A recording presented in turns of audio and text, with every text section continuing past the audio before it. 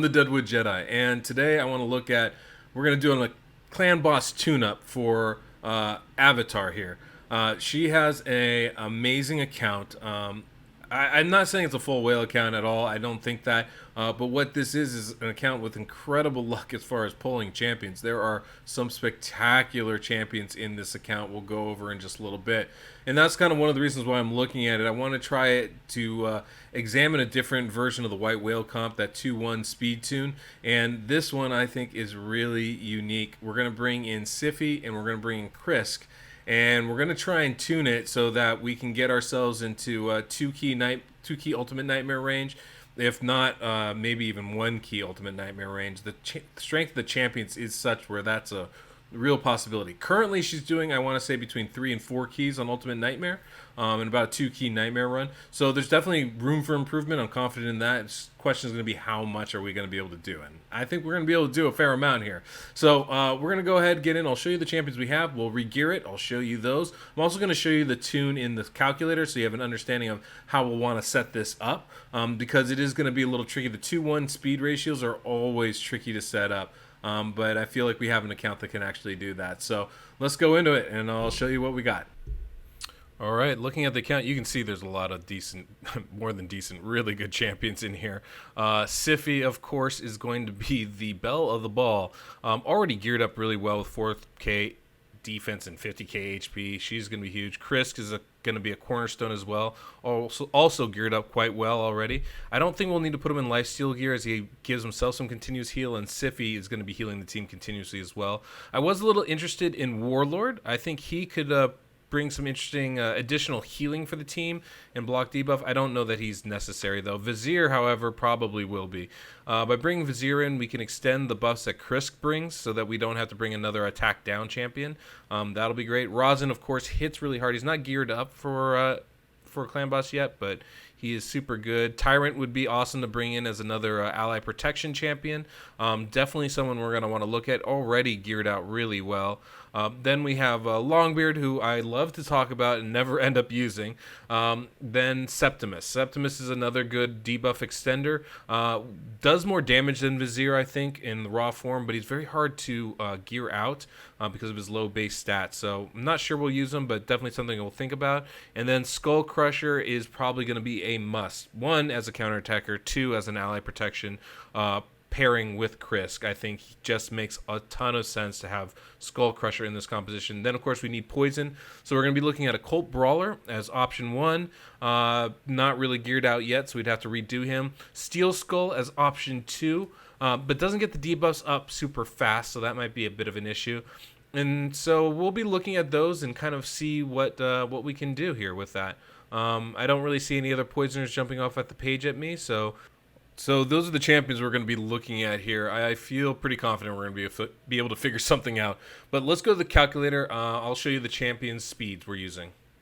All right, I've done some re-gearing, so we have our team together, and you can see we have Vizier, Krisk, Siphi, Skull Crusher, and then last we actually decided to go with Frozen Banshee. And I'll talk about that a little later when we go over the gear. You can see the speeds there on the screen.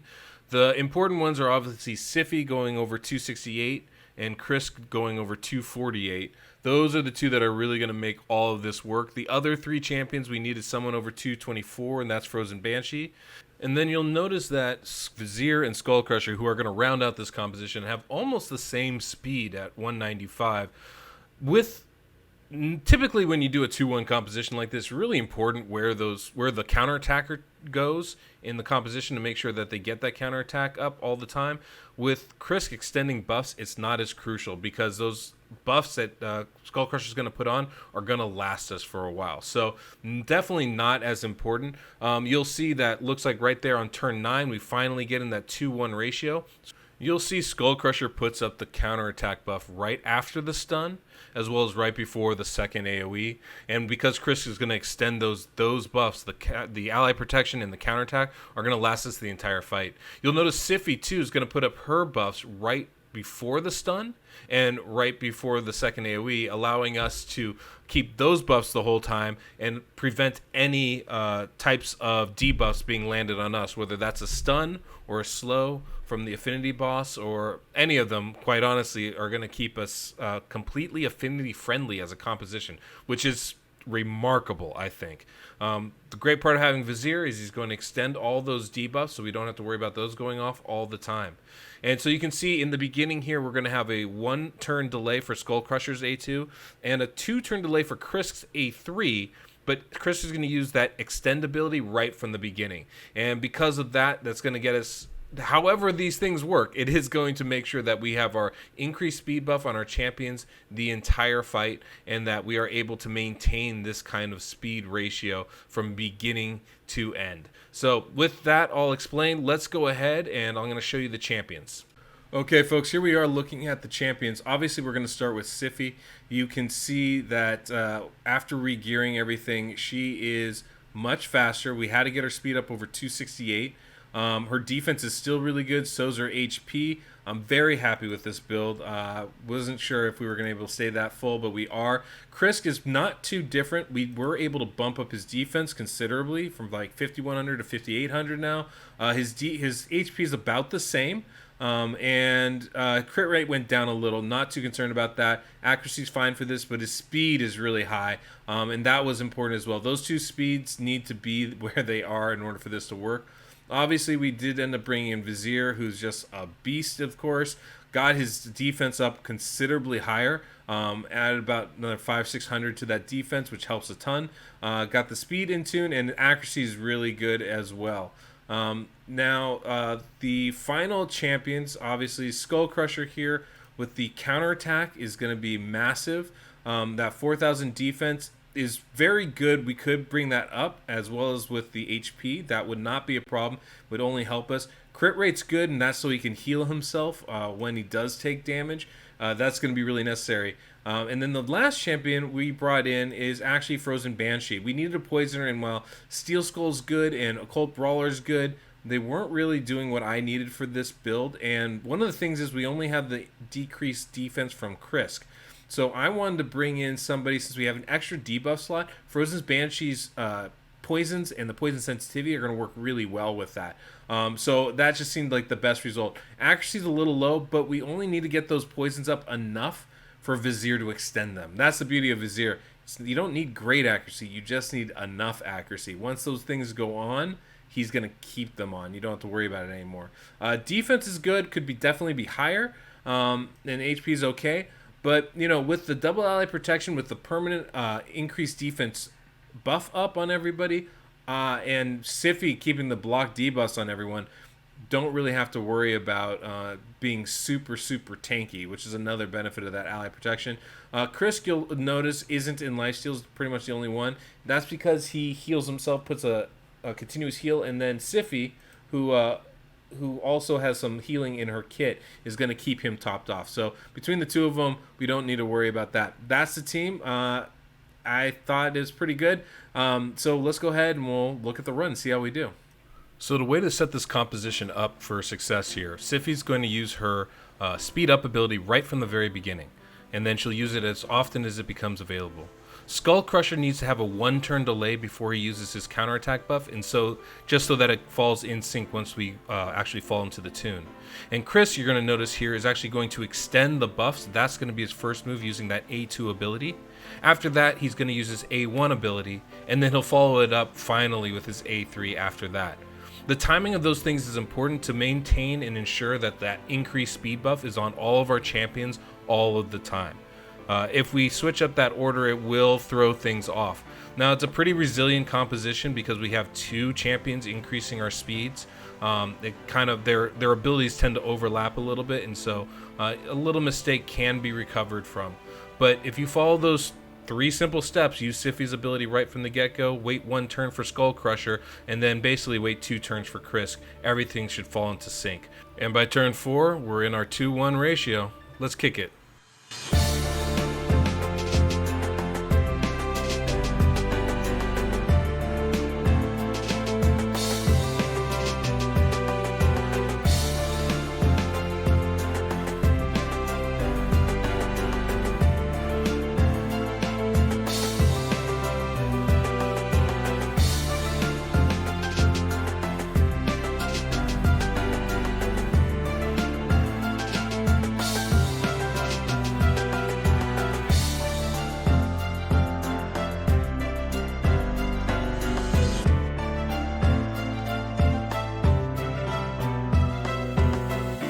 I absolutely love watching a comp like this, watching them take so many turns. The best part about this, having Siphi in here, is with Krisk extending those buffs, this team is fully invulnerable to any debuffs. There is no affinity problems, there is no stun.